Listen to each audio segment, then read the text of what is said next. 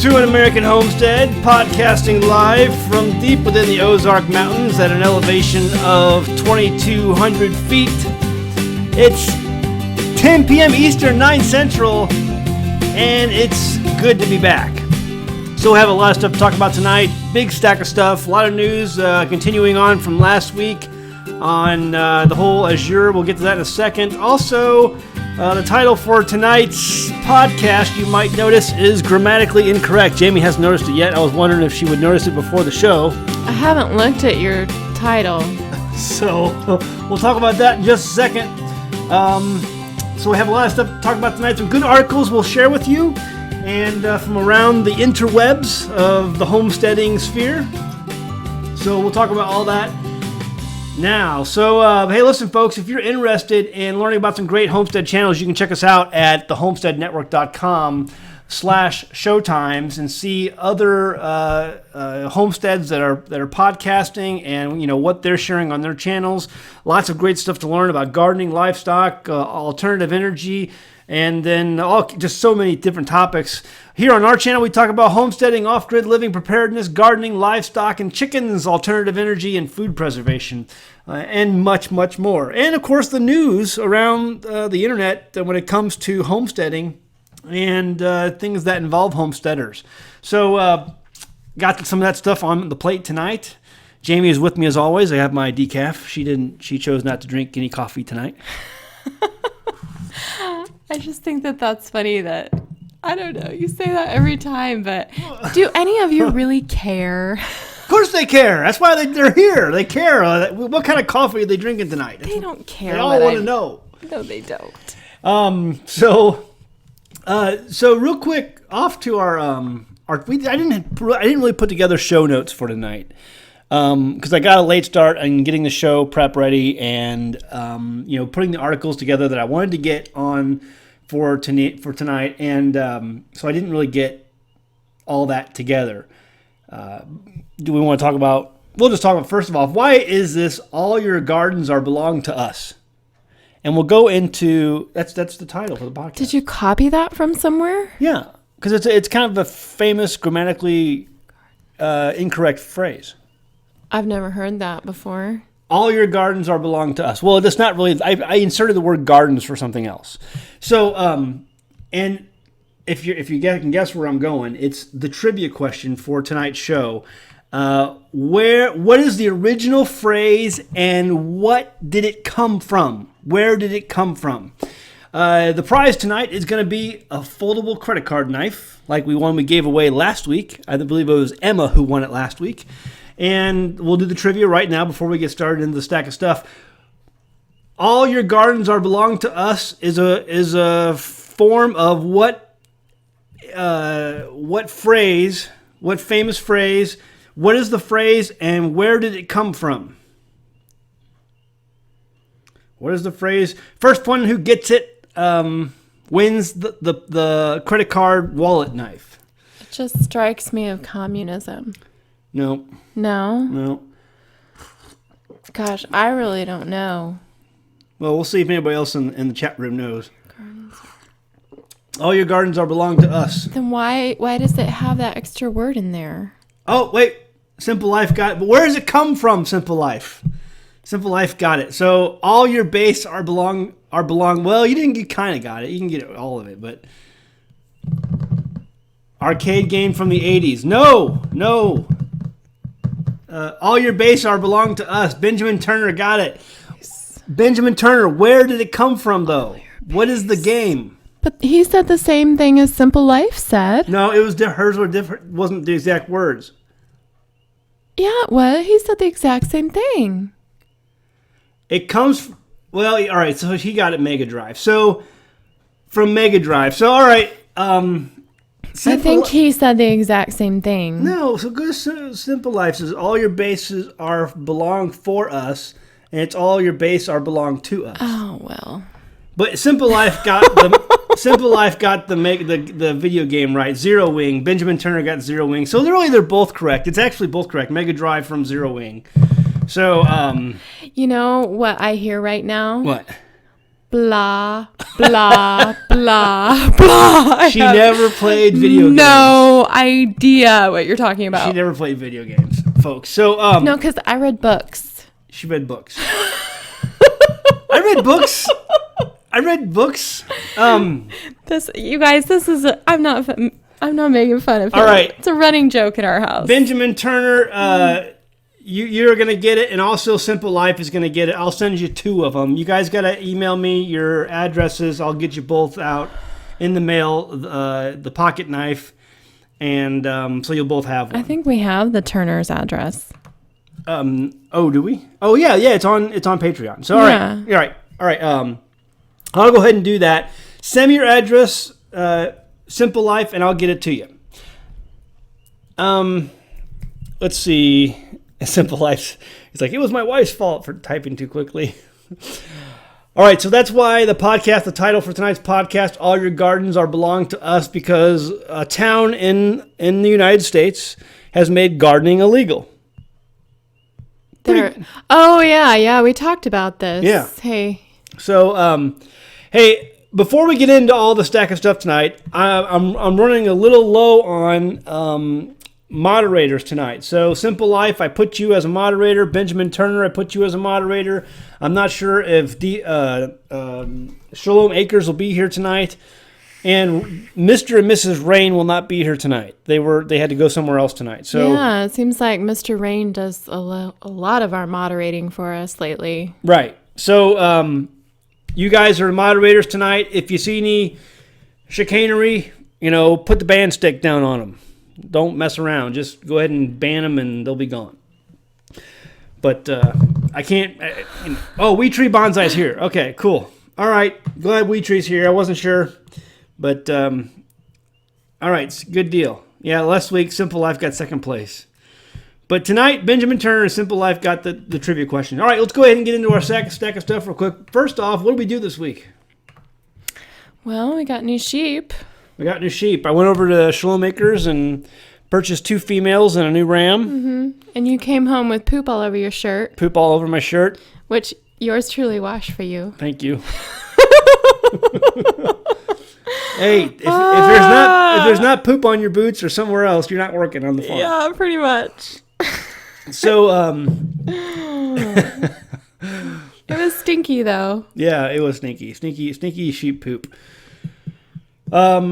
So we got some new sheep to help expand the herd. We're going to really try to expand the herd. Now, Shalom Acres, what they did, folks, is they started off with, he told me very famously, he started off with 3 females and 1 male, and 3 years later, I think he was up to 70 sheep. 70. Yeah. These are really good heritage breed. He's got a really good line of sheep over there. That's a lot of multiplication. Right. And so, and he's keeping really good track of what he's got over there, doing just a magnificent job of raising his animals. And I'm going to model what I do as much as I can off of what he has done. And so we're still learning this thing. We've made some mistakes along the way when it comes to livestock, and we're going to share that with you in future videos. So we got some new sheep this week to expand this herd, and I'm excited about where it's going to go from there. What else did we do? I don't know. Do you know what we did? I planted a bunch of stuff. Got more beans planted. Got the sorghum or sugarcane planted. Got that planted. And we harvested our first harvest from the garden. What? We had our lettuce and onions. Oh, I thought we did that already last week or a week or 2 ago. No, that was this week. We got our first harvest from the garden. Oh yeah, so we've been having salads out of the garden. So we're having lettuce and onions and the walking onions. They're really, really good. The walking onions are doing great.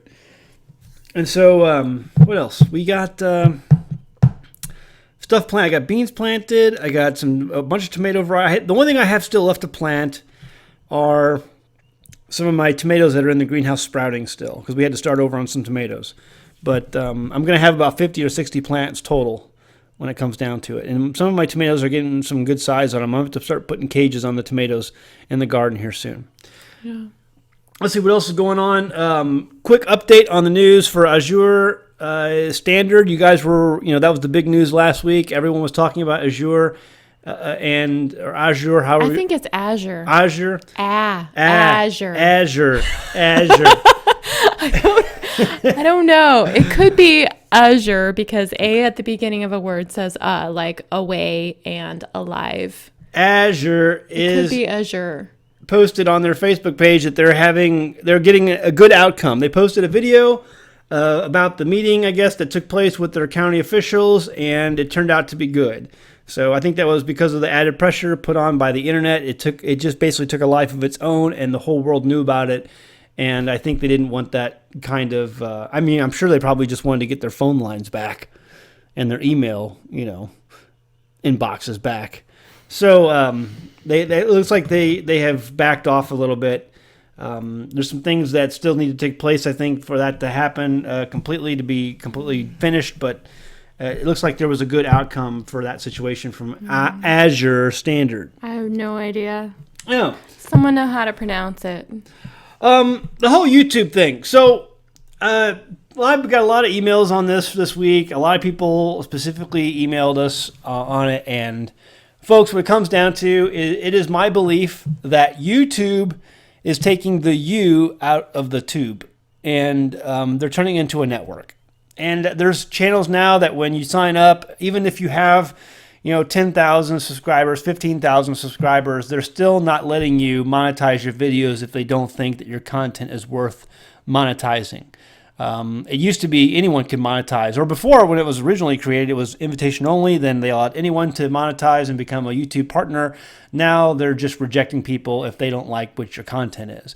And for people they don't like the content is, who have a lot of subscribers, they're demonetizing your videos or age restricting them so they don't play on most peripheral devices. And it's just you're out of luck. And so a lot of people are, nature abhors a vacuum, and a lot of people are looking for other options. And the option, we're choosing right now is Patreon.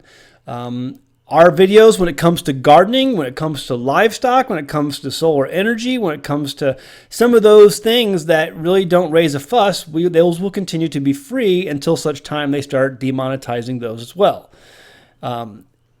But other things, when it comes to preparedness, when it comes to firearms, when it comes to survival, when it comes to, things like that, we're going to start putting things on Patreon because I will not be muzzled. For instance, people are worried about, medicinal things.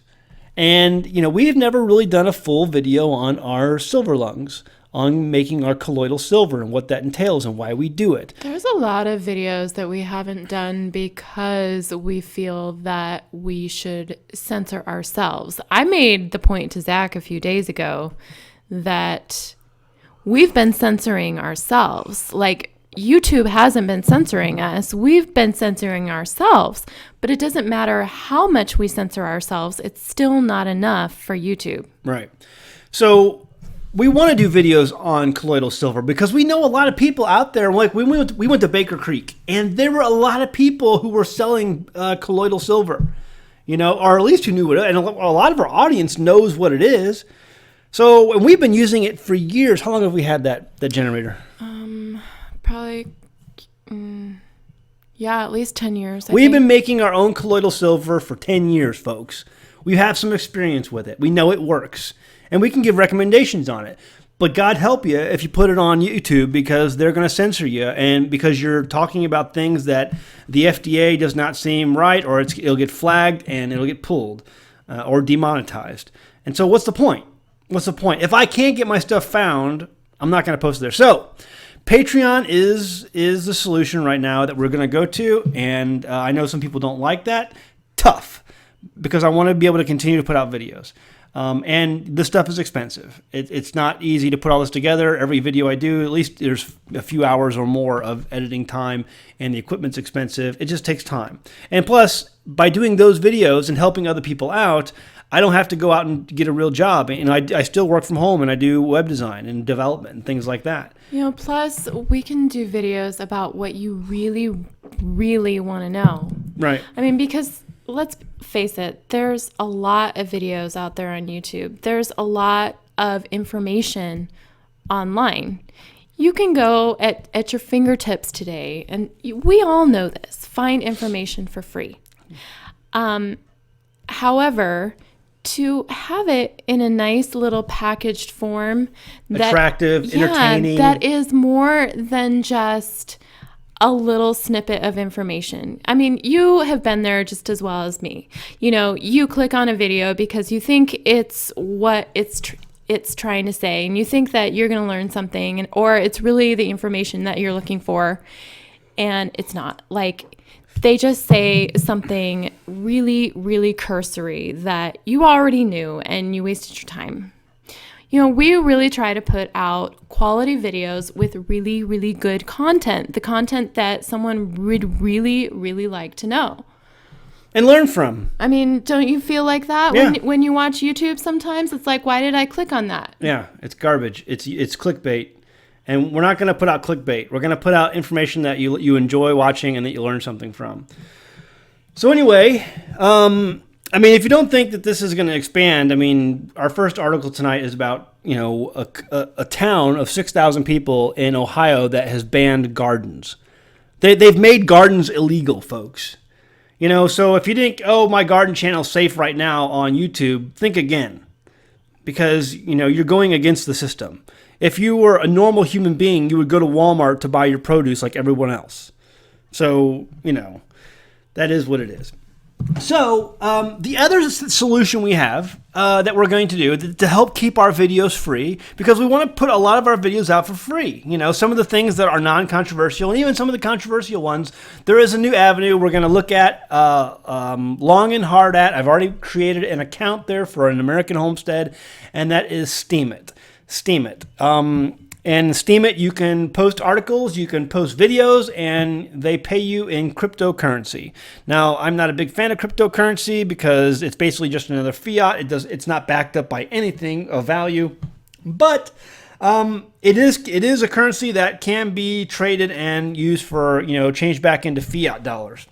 If you want to know what real money is, we've done videos on that in the past now. On Patreon, it's silver and gold. That's what real money is.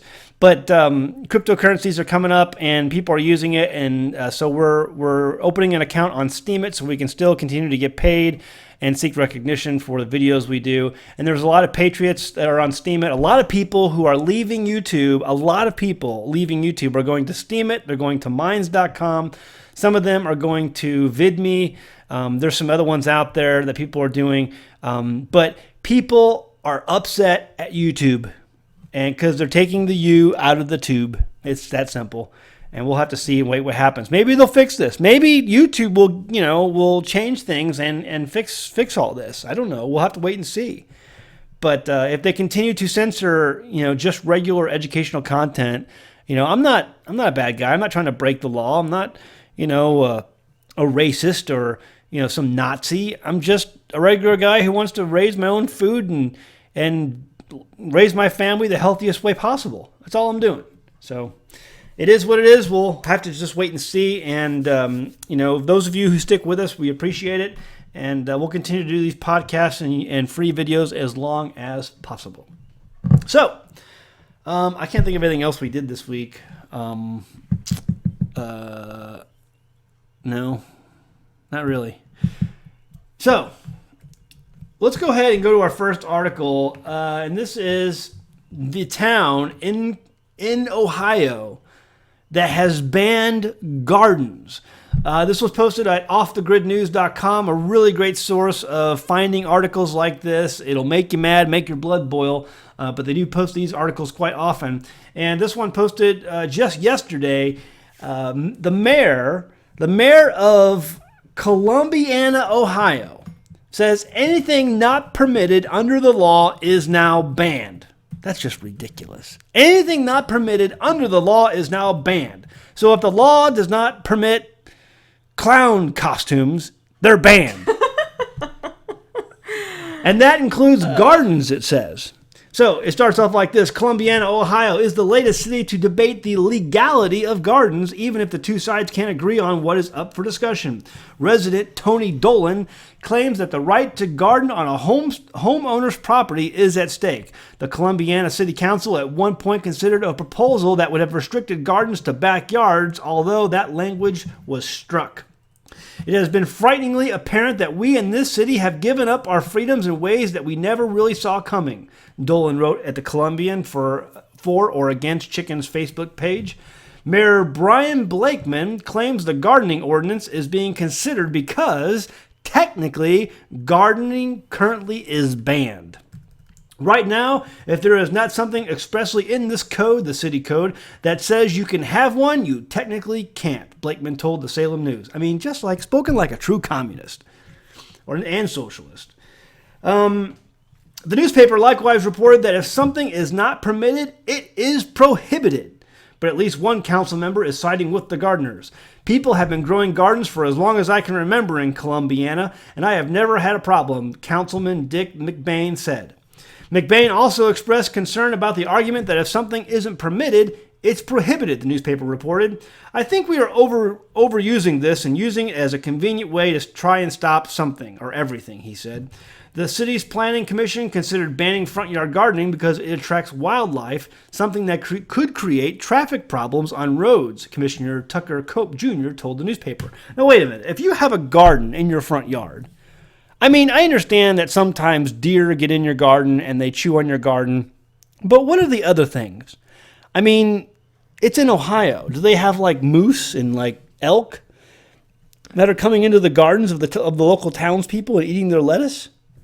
I mean, because they can't be talking about like rabbits and squirrels. I mean, how does that disrupt traffic? I don't know. I don't know either. I'm racking my. I don't know. I've never lived that far north. It says the city's planning commission considered banning front yard gardening because it attracts wildlife, something that could create traffic problems. I don't know what kind of wildlife they have up there in Columbiana, Ohio, but okay, continuing. They just want everyone's house to look like a cookie cutter. I know. They want it's the Borg. Vegetable gardening is not the only activity facing restrictions in Columbiana. The city council is considering an ordinance that would make roosters also illegal. No roosters. City council is only considering allowing chickens, hens only, and no roosters. Because right now chickens are banned in Columbiana as well, and they're considering, mind you, Columbiana, Ohio. That's what it's named. Mm-hmm. Weird. Columbiana, home of the communists. That must be the city high school football team. Stop. Oh my gosh. I'm just saying. I mean, we may allow you to have chickens. I mean, if you look, hey folks, I looked at this. I just decided to pull up a satellite image of Columbiana, Ohio before the show. Okay. It's surrounded by farmland. I mean, it's a small town. There's only 6,000 people living in this town. And they're surrounded by farmland. But some Nancy liberal got in charge over there at the city council and the mayor's office, and they're just have lost their mind. Yeah. I mean, you're going to take away their chickens and their gardens? Well, folks, we've talked about it before. We've done videos on it before, but it is happening all over America. And YouTube is banning people from their videos. Butchering videos. I mean, it happened to us. But they think that's an isolated incident. But here it is again. We've listed example after example on our channel on that outlaw video of people even going to jail because they own chickens. This is America today. God bless America. All right. So, what do you guys think? We'll talk about it in the chat room after we get done with some of these stories here. And continue on. The next one is from the healingharvesthomestead.com. So a lot of you guys know that I try to find interesting blogs around the internet and things that have good things to say and just talk about them and showcase them to you and share them with you guys. And I share them on our Facebook page as well and give them some hits on their blogs. This one is called the healingharvesthomestead.com. It says our search for a forever homestead and survival property. It says our plan to get out of Dodge. Now this caught my attention for a couple of reasons because We have talked a lot on our channel about water and our rain catchment. And, when you're picking a homestead, when you're choosing a homestead, the land you want to choose, you want to make sure that you have water, multiple sources of water and reliable water. Well, this week I got an email from a guy from Arizona. He says, well, what am I supposed to do? Just pick up and leave? Why can't I have I'm in Arizona. This is where I homestead. What am I supposed to do? Well, here's the deal. Arizona, the only reason people are living in places like Arizona and the Nevada desert is because they're having water piped in. Now, 50 years ago, 100 years ago, no one lived there. Which reminded me of when we went to college. I went to college in Florida. That's where I met my wife, Jamie. And Florida, if you don't know, is just a paved over sandbar. It's a paved over swamp. That's all Florida is. And I even had someone this week email me and said that they had their plants growing in their garden, and they're from Florida, and they get about 6 to 8 inches tall, and then they just stop. I said, it's your soil. I mean, you got sandy soil. You need to put some nutrients in your soil.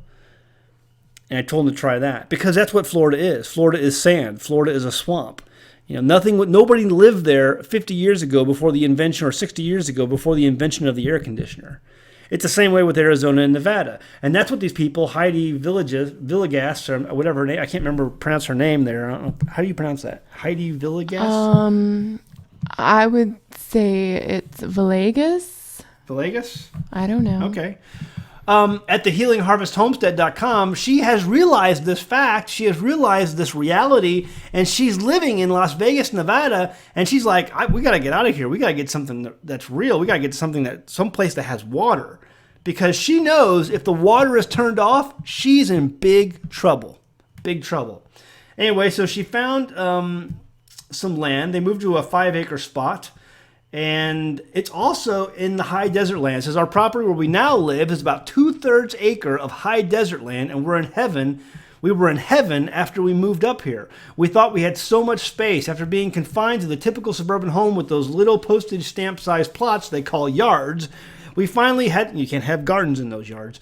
We finally had some space to grow, space to have some poultry. Oh, chickens, they have chickens. And even some horses and goats, all on 2/3 of an acre. That's a lot. I mean, that's pretty good. They're making, a lot of, they're doing some real good with their space that they have. It says, in the meantime, we've been living in our little village community. We have learned a lot about prepping. In addition, many of our neighbors encourage preparedness behavior, and we're good with that. And we have also continued to learn to be much better at taking care of ourselves and our property. The problem is, why are we searching for a new forever homestead survival property? They call it the forever homestead survival property because they understand what we understand, that when you put so much blood, sweat, and tears into a property, you don't want to leave. Yeah, it's painful to have to start over. But then they recognize that where they're at is not sustainable because there's no water. It's all being piped in. Yeah. So you got to make that choice, folks. So they're looking for a new property. And the water is one. I mean, they list other reasons too. One, our property has become too small. And then reason number 2, we're not in a great area for survival purposes. There's populated areas nearby. And then number 2B, I thought it's kind of funny they did that. Water. It says there is none. So they need water. They need. There's no water where they're at anymore, and so they've got to move to a place where there's a reliable source of water. Folks, you as a human being will not be able to survive without it. You won't be able to feed your animals.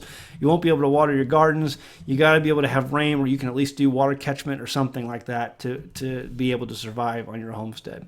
So really great article. I wanted to share that with you. Check it out over at healingharvesthomestead.com. Yeah, she talks about the gluttonous metropolis that sucks all the groundwater out of the area. And, I mean, it's all true. It's all true. So, really great article over there. Check it out. Next article, because I have 2 more I want to get through before we head over to the chat room tonight,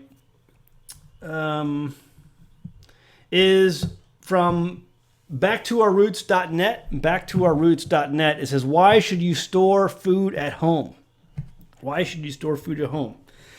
And this is some of that preparedness stuff that we're going to get into more on the Patreon channel, because I think, here's the deal, folks. I'm coming out with a video this week, and it's going to be on the YouTube channel. It's going to be on the YouTube channel. And it talks about, there are people who prepare financially. There are people who prepare in all sorts of ways. But really, we're all kind of brothers in arms, in all that. We have a brotherhood when it comes to preparedness across multiple disciplines. However, when you push preparedness to its logical conclusion, you're going to end up on a homestead. It's really that simple, because that's the ultimate prep. We've written articles on our website about it. The ultimate prep that you can have is a homestead, long-term and short-term. So they have, this article kind of touches into some of that. Why store food? Well, there's lots of things. Savings is one reason. It says there are several reasons I talk about food storage. The first one is it saves you tons of money. I absolutely understand that everyone is in different stages of life with different circumstances and different priorities. Canning can sometimes take a lot of time and make for some long days. But I will tell you this, though, it is absolutely worth it to carve out some time to can the things that your family eats most often. And if you grow a lot of it yourself, that's any even more significant savings. What does a jar of salsa cost at the store? I don't know. I mean, I guess if you're buying the organic version with no sugar. Oh yeah, that's right. Because the other ones aren't organic. They don't say that. And they have all sorts of preservatives and sugar in them. I know that they put sugar in store-bought salsa. Really? Mm-hmm. Oh, I didn't know that. But I don't put sugar in mine, and it's all organic vegetables. Yeah.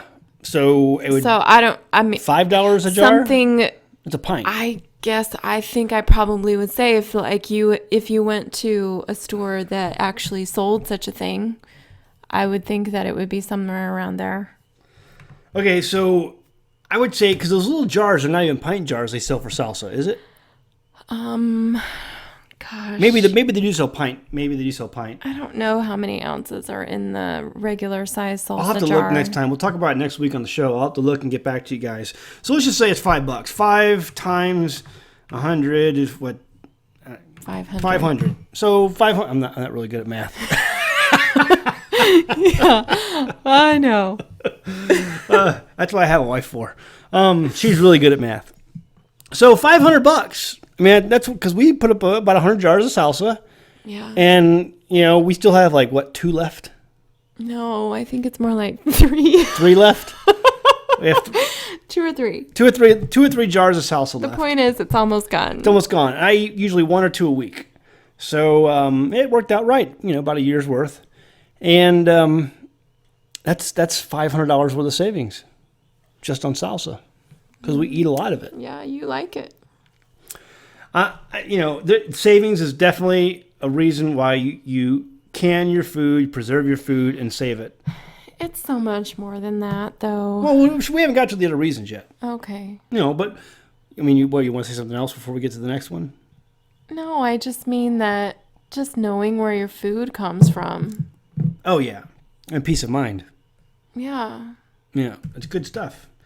It says another reason, security. I'm a food storage advocate is because I like having food in the house all the time. Because you never know when you might not be able to get to the store. Where I live, we have tornadoes, lightning, storms, floods, hailstorms, ice storms, blizzards, and recently started having earthquakes. Any of those can knock out power, which happens at least twice a year, or keep you at home, which also happens once or twice a year. Not having to rush to the store like everyone else when they're forecasting a major storm makes my life much less stressful. So have you guys seen that video on YouTube or Facebook or wherever it is where the snowstorm's coming, and there's the guy who goes out to the store and he's like, I got to get my bread and milk. I got to get my bread and milk.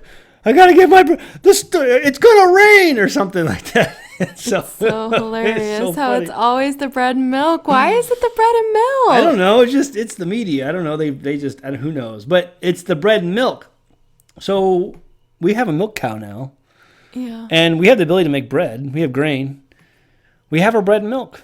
I don't need to go to the store and fight with everyone else to get bread and milk. We haven't bought bread and milk in the store in years. Our milk cow is not producing milk yet. She will be by hopefully maybe this time next year. I'm not sure.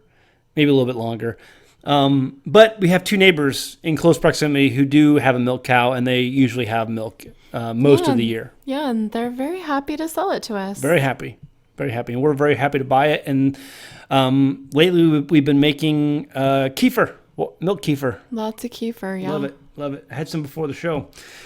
All right, so continuing on, security, and then also more savings. Let's talk about bulk buying for a minute. I like to grind my own wheat for flour. I know I'm crazy, but there's so much more nutrition in freshly ground flour, and I find it oddly therapeutic. I go through about 5 pounds of flour a week, baking for family and some friends.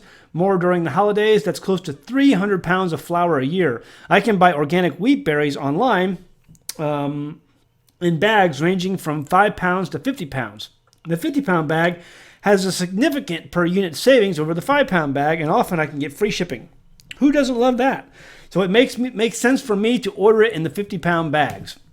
So, I mean, yeah, you get savings, you buy things in bulk, and people, when you go to the regular grocery stores, they don't sell this stuff in bulk, but you go to specialty stores, and they're more than happy to order it for you, or sometimes they even have it in stock. And we've done that quite a bit here on our homestead as well. Mm-hmm. So, totally get that. And then self-sufficiency. The final reason has to do with being more self-sufficient, but also with another kind of security. We live in an economy that leaves a lot of people feeling uneasy.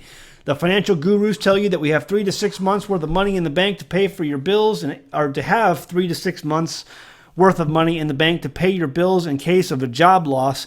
If, God forbid, that should happen, you'd be in much better shape if you also had 3 to 6 months of food stored. An incredibly stressful time that would alleviate a lot of the stress. I just believe in being prepared. And that's what we want to, that's what we definitely believe in too here at our homestead. Be prepared, folks, because I'm telling you, this world is going no place fast, and there are problems coming over the horizon. We are $20 trillion in debt. There's no way mathematically possible. Even I'm good enough at math to know that you're not going to dig out of that hole. And so there's some hard times coming. Be prepared and get some food stored.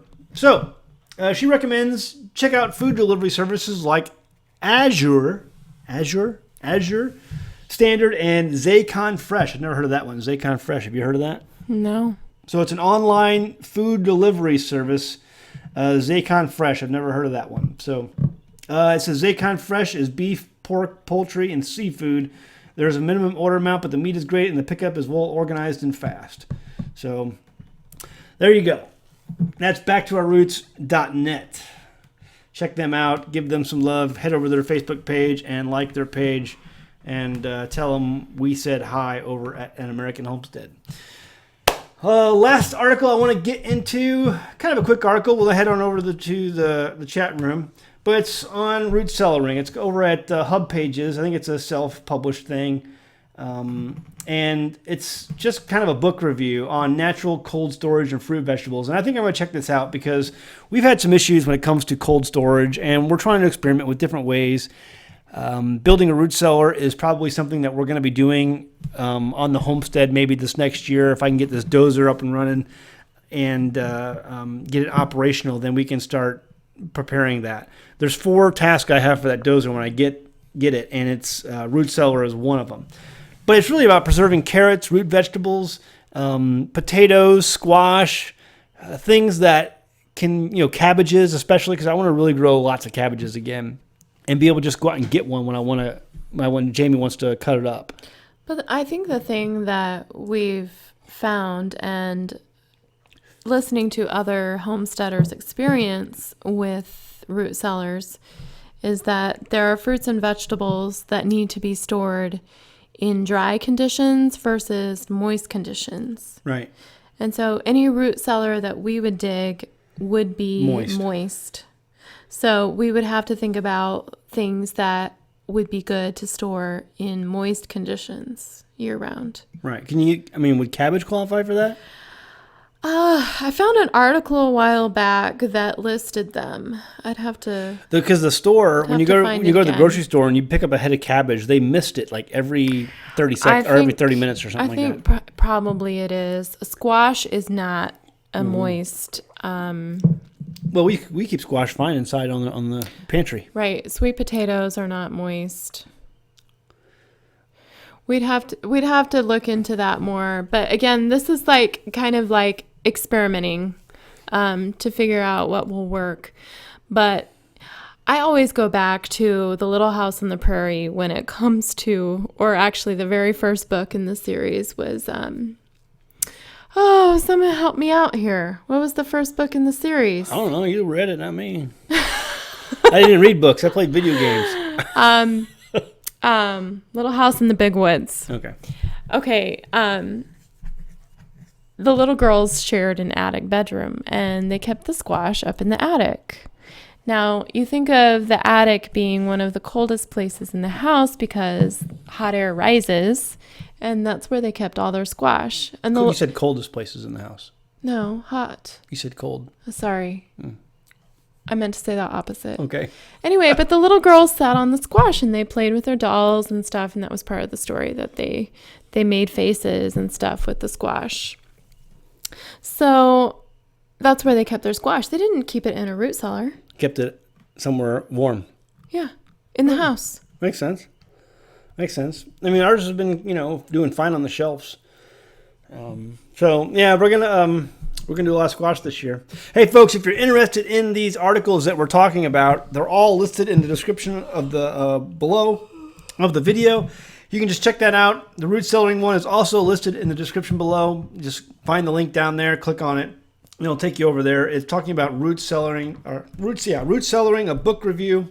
And it looked like a really fairly interesting book. So I may go ahead and try to order this and give it a look-see, because we're going to get serious about this. Not only that, but because ours is going to be a moist root cellar, I would really like the idea of experimenting with some mushrooms.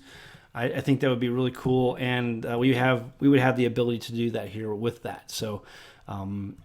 We like mushrooms here, and we're waiting for the shiitakes to start sprouting. They haven't started sprouting yet, but I'm going to check again tomorrow morning. But it's got to be soon. All right, folks, we're going to head on over to the chat room. If you have questions, please post them in all caps, and really appreciate you guys tuning in with us tonight. We got some really good articles that I wanted to share with you, especially the news about the gardens being outlawed. Folks, I really think this is going to continue, and it's a scary thing. It's scary days we live in. They're actually making gardens illegal. They're actually making chickens illegal. They've been doing this, and it just is what it is. And that's why I tell people, move out to the most remote place you can and get away from all the nonsense as best you can. And keep a low profile. Keep having a YouTube channel is a low profile, but so far we've been doing all right. Hey, listen, post all your questions in all caps. Go ahead and hit the thumbs up button if you're in. If you like the video so far, if you like the podcast, give us a thumbs up on the video. Really appreciate it. Give us all your questions in all caps, and I'll try to find them. And if we don't find your question, please repeat it until we do. Let me hit the pop out. I got to hit the chat pop-out box so that I can see all your shiny, lovely faces or avatars. What's your number one item from Baker's Creek? My number one item from Baker's Creek that I can't live without because it grows so well here is the Arkansas Traveler tomato. Arkansas Travelers. My favorite tomato. They do really well in the heat. If you're in the South and you have high heat and you're trying to find a tomato that's going to fare well, I highly recommend the Arkansas Traveler. It's an heirloom variety, and it does really well in the heat. So I would check that out. Let's see. I don't know. But what else from Baker's Creek have we gotten that we really liked? Oh, those really delicious melons. The ones that was a freebie. Yeah. And they popped up again this year, so we're gonna get some volunteers. Oh, that's good. So we love the melons. So a couple years ago, right now it seems like they're giving a bunch of these free tomatoes, baby tomatoes, for their freebie seeds. Every time you order something, they give you a free seed pack. Well, a couple years ago they were giving away these melons, and I don't know what they were called, but they were really delicious and they grew really well here. And they've been coming back. Small. They were coming back year after year with no help from me. I mean, they just popped back up. No matter what I put in the garden, they just pop out. I mean, there were some pretty, strong seeds. Yeah. I was just curious as to your best barter item on your farm. See, this is what I'm talking about. K.S. Coleman. I was just curious as to your best barter item on your farm. Folks, I would love to tell you. I would love to do a video on the best barter item that I have here on my farm that I can make myself. But see, there are issues on YouTube that prevent me from doing so. If anyone can guess what that is, feel free to post it in the comments. But I'm not going to say it live on air. But there is really good barter items that we can make here on the homestead if the grid ever went down. If we were without rule of law, if it hit the fan, there is something we can make on our homestead that, we have the ability to make right now that would be a great barter item. But, they will, the YouTube would come down on us and we wouldn't be able to. I can't do a video on it. We will do a video on Patreon of this, and we will do it the legal way, because we are complying with federal government guidelines. We do have a federal permit for this, but YouTube, this is right. This is exactly a perfect example of what I'm saying, what I'm talking about on YouTube right now. So, not colloidal silver, not colloidal silver. It's not colloidal silver. Shrunken heads. I don't see anybody else guessing. But what do you eat with your salsa? Chips. And Simple Life got it. Yeah, you got it, Simple Life. What do we eat with our salsa? Chips. Is there anything else? We use it for tacos. We use it. I use burritos. It a lot when I do Mexican cooking. I put it in the burritos or anything Mexican related. Yeah. So, we use our salsa for all kinds of things. Would you personally consume DE? Personally consume DE? Yeah, I take some every day. Yeah. We she really still do? Mm-hmm. Okay. I've done videos on that in the past. I've never done a video on it for an American Homestead's channel. Again, that's one of those things because it involves medicinal things, and it's probably one of those videos that would get flagged again. So I just take about a quarter teaspoon. I think that you can go up to as much as a half. Yes, food grade DE only. Yes. Kelly P says she bartered a tiller earlier today. Praise God. Congratulations. Oh, it's like she bartered. Did she barter it with a gun? DE is clean? Question mark. Diatomaceous earth is algae. It's a plant fossil. It is absolutely clean. It's fossilized algae is what it is. Do you make your own chips? T. Kramer. No, I don't. I buy my own chips. It's one of the few things I buy at the store that I have to have with my salsa.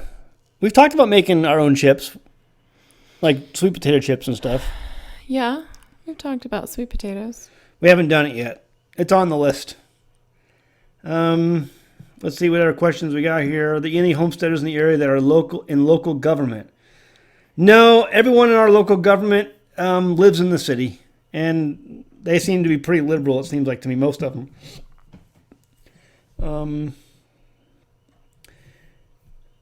Simple Life says, T. Kramer makes great chips. Mrs. Simple Life makes great chips. Oh, Mrs. Simple Life makes great chips.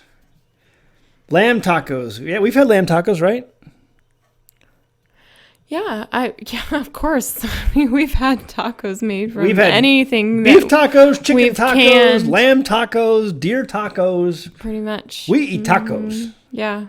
We love tacos. Any meat that I've canned, we make tacos with.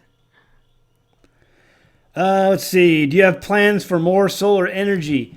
I think we have plans eventually at some point to reallocate our solar energy to be used for some sort of refrigerator or freezer, chest freezer type thing that we want to do. I don't know how that's going to happen yet. We're just kind of kicking it around at this point. We would like possibly to when we get our milk to be able to save the cheeses and things like that. And so that's, I would like to make it a priority for this summer. I don't know if we'll get to it this summer, but I think that we would have to buy ice less. Like, we still buy ice, and if we had a freezer hooked up to our solar, then we could freeze ice. John Morgan wants to know, have you had any luck shooting coyotes or other varmints lately? Not lately. I'm really, I carry my Glock everywhere I go on the Homestead, and the first round in my Glock is loaded with snake shot, because usually it's about this time of year, the rattlesnakes and the copperheads start coming out, and I have yet to see one. But the first round in my Glock is snake shot. Rest assured, when I see one this year, and I'm sure I will, because I see at least a few of them every year and dispatch, them in said order, I'll go ahead and post a video on Patreon, because I couldn't post it on YouTube. They'd probably demonetize it. So we'll have to wait and see. Kids flip out over lamb, but they've eaten it without knowing. That's so weird. I mean, our kids don't even know. They just eat it. It's just meat. Jamie, have you waxed cheese yet for long-term storage? I haven't made cheese. We haven't had our milk cow in production. When we do, then yes, cheese is on the menu to make. I'm assuming that we can use the root cellar for a cheese cave. Yeah. Is that right? I just think it's one of those things that we'll cross that bridge when it comes. It's on the list of things to do. And not having a milk cow in production means that we're still purchasing our milk, which means that we don't have an overabundance of it. So it's used for other things. It's not going to be used for cheese yet. Mike Miller wants to know, do you think the libtards will come knocking on your door if it hits the fan? That's the beauty of where I live, Mike.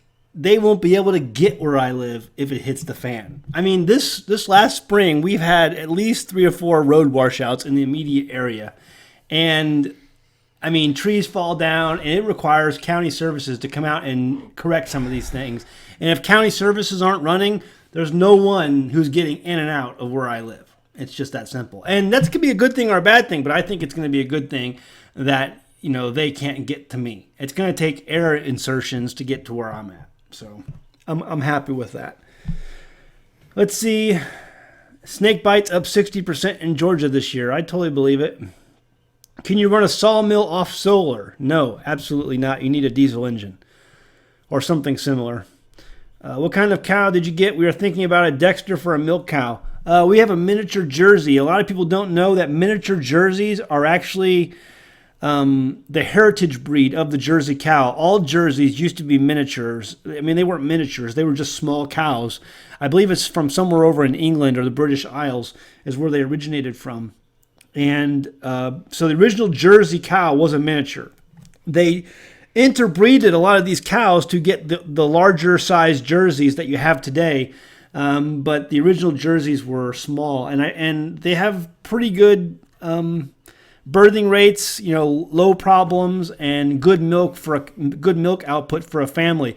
If there was one other cow that I would get, it would be the Scottish Highlander, also a small cow and excellent breeding, very little problems. And so read about the Scottish Highlander. If I had a second choice, it would be a Scottish Highlander. They're also very good for milk and meat. Let's see. Any plans to make beer? No, I'm only doing wine. Beer takes more equipment, and I don't want to spend the money on the equipment. Let's see. The Dexter looks like it's very illness resistant. I don't know. I haven't had any experience with Dexters. I don't know. But I know the miniature Jersey is a good cow as well. When we researched it, our neighbors had some experience with it, and so we decided to go for that. Like I said, the only other one I would choose, it would be the Scottish Highlander. Let's see.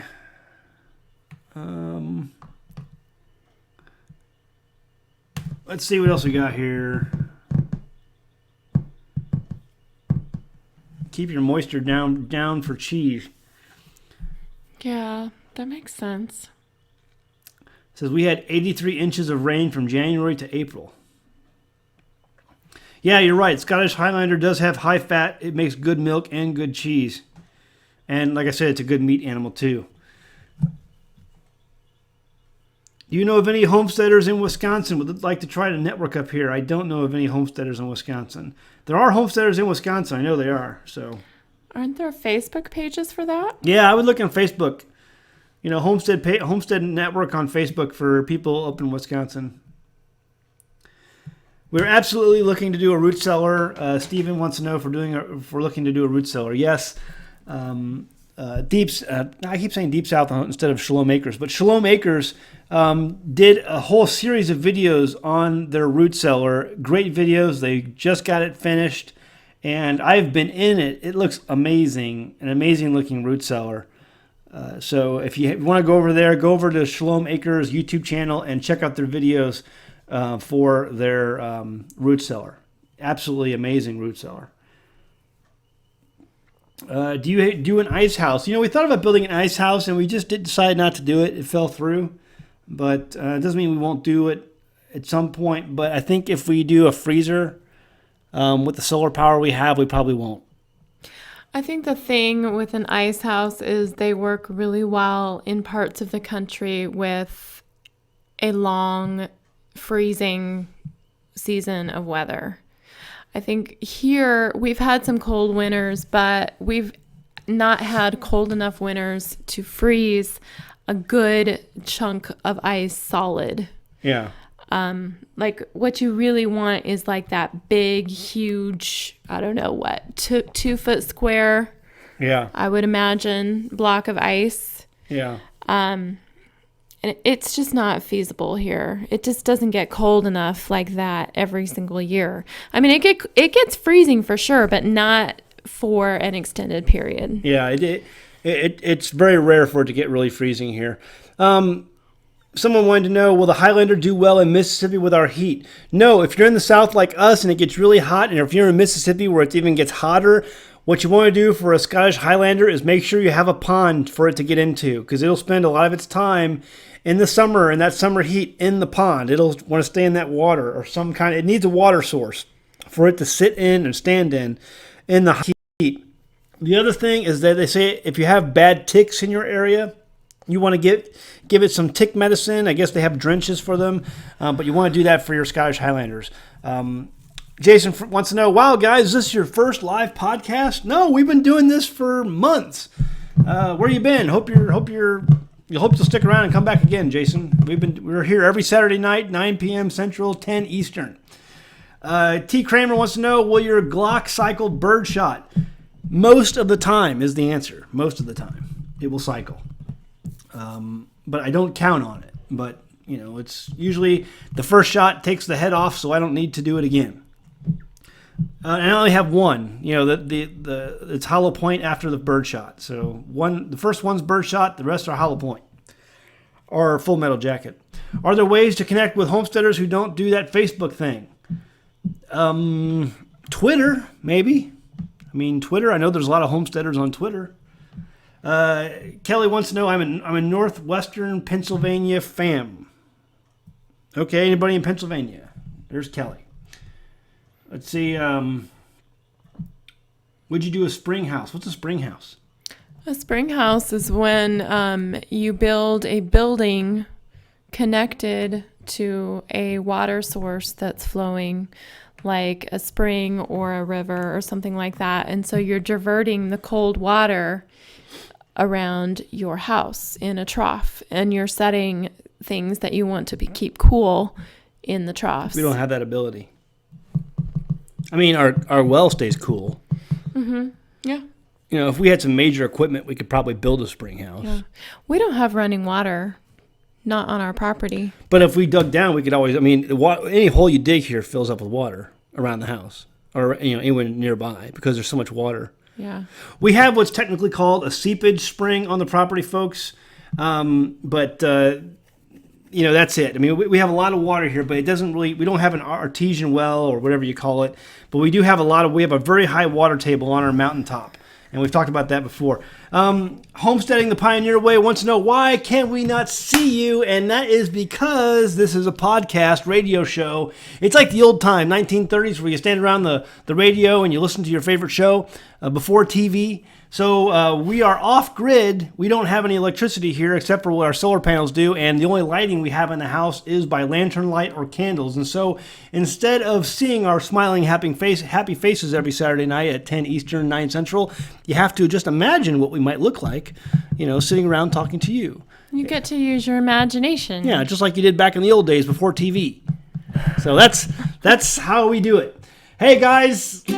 Really appreciate you guys tuning in again this week, and it's always great having you back. It's always fun to come out and talk to you guys for a little bit and see what you guys are doing. You guys can see what we're doing and what we have planned coming up. We have some great videos coming up for you this week, and Jason Fraser, I'm sorry, YouTube's not giving out notifications because we're in YouTube jail because we like to kill our cows. That's just the way it is, folks. They're making gardening illegal, taking away your chickens, and God help you if you kill a cow because you're going to be thrown in YouTube jail for the rest of your life. That's why you're not getting any notifications. All right, guys, but we'll still be back next week, Saturday night, 9 Central, 10 Eastern. Have a great night. See you next time on the Homestead.